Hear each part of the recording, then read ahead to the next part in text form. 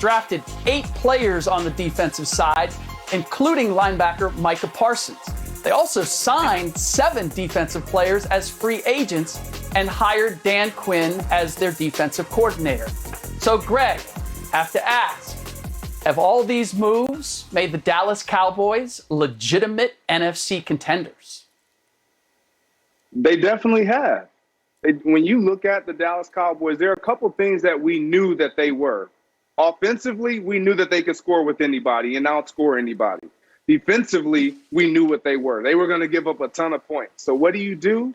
Not even getting to the personnel first, you address it right away by bringing in a new defensive coordinator, Dan Quinn.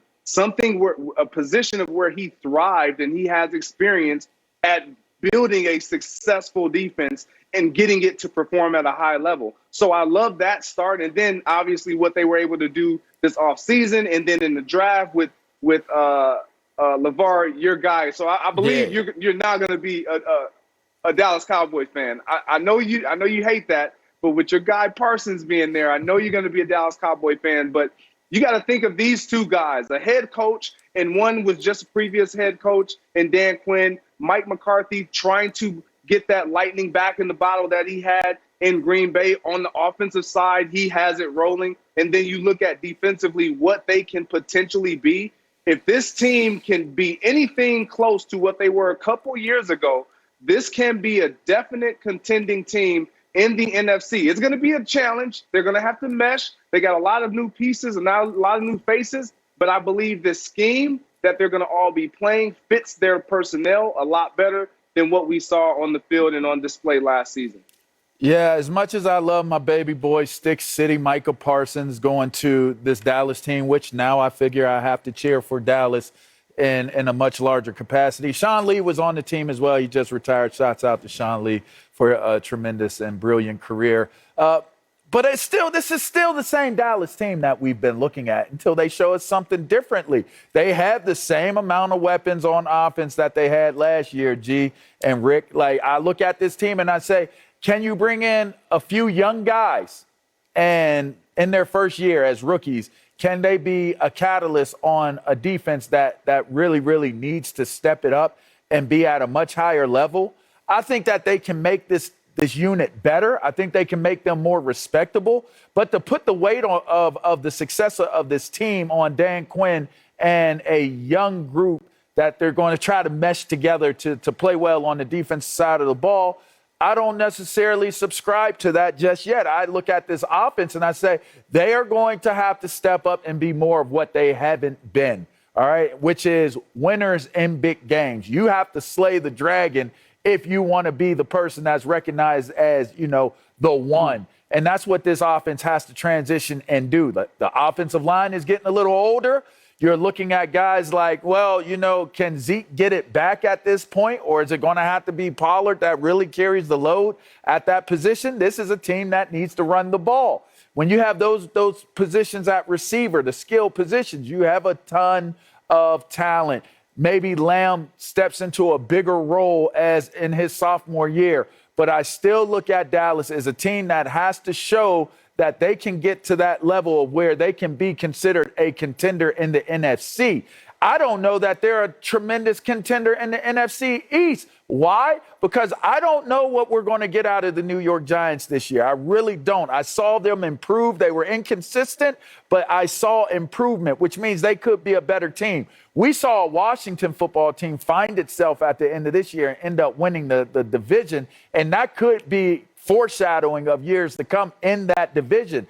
They need to focus in on the NFC East first and grow that defense so that it can compete and contend. But this offense ultimately has to step up and show that they can win in the big games as well.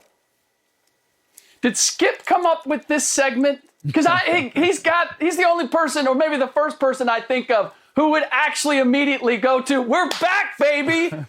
Wait a minute. You're back to what? Can I have a full screen here? Uh-oh. Can I remind you, Greg, I hate to ask you so many questions, but I asked you about leverage versus power. Now when you say, if they can get back to what they were a few years ago, what is few years? Are you talking about like 25, 30 years? I usually think of a few years being like 2, 3, maybe on the outside, 4 years. Last time they were meaningful was way back when, obviously, as this demonstrates. So no, to LeVar's point, I see them as being playoff contenders if their defense improves because of all the additions. And we see Dak Prescott, he can't live up to the contract, but can he get back to what we saw, some semblance of that? Ezekiel Elliott, can we get some semblance of that? We're just assuming the offense is going to resume what it's able to do with Dak Prescott. A lot of assumptions being made here in terms of where the Cowboys are going to go. And all I've seen for the last 25, 30 years is that all of the optimism has almost always ultimately been dashed. And I see them as improved. I see them as better. I don't see them rising to the top of the NFC. Rick, that's all we do is assume. We assume that the Tampa Bay Buccaneers are going to be right back where they left off. We assume that the Kansas City Chiefs are going to be. I like that assumption. Exactly. That's what we do. Not all assumptions are liked and loved or agreed upon. And this is one for me. When I talk about them getting back to what they were a couple of years ago, it's strictly defensively. A couple of years ago, they were middle of the pack, top 11, 12 in overall defense and total defense. If they can get back simply just to that, we're not asking them to be a top 10, top 5 defense. We're just asking them to be above average. And so I think that if they can get back to that, yeah, I am going to assume that you paid Dak Prescott a bunch of money to be successful, to be great, to be awesome. And he was doing that before he got injured the season last year. And so you add, like you said, LeVar, a CeeDee Lamb in his second year, you add all these other pieces around, I assume that they are going to be, I expect them to be good on offense. That's not the question. The question is, what are they going to look like defensively? So you're saying if they're mediocre defensively and they're good offensively, that's going to get them to NFC title contention? I don't see that. The defense is going to have to be spectacular. And how they can score the ball? Absolutely. But their defense isn't going to be that bad. I'm just saying if they can get there. Well, their defense isn't going to be bad. And let's highlight my guy Micah Parsons real quickly, right? Let's take a look at him. Do you know that the Dallas Cowboys do not have one Hall of Fame linebacker? Not one thus far today, with the likes of Hollywood Henderson, Chuck Howley, who was a Super Bowl MVP, Leroy Jordan, if you know your Dallas history, guy that's favorite to me, Ken Norton Jr., Dexter Coakley, and Sean Lee. You have some great linebackers that have played for this team.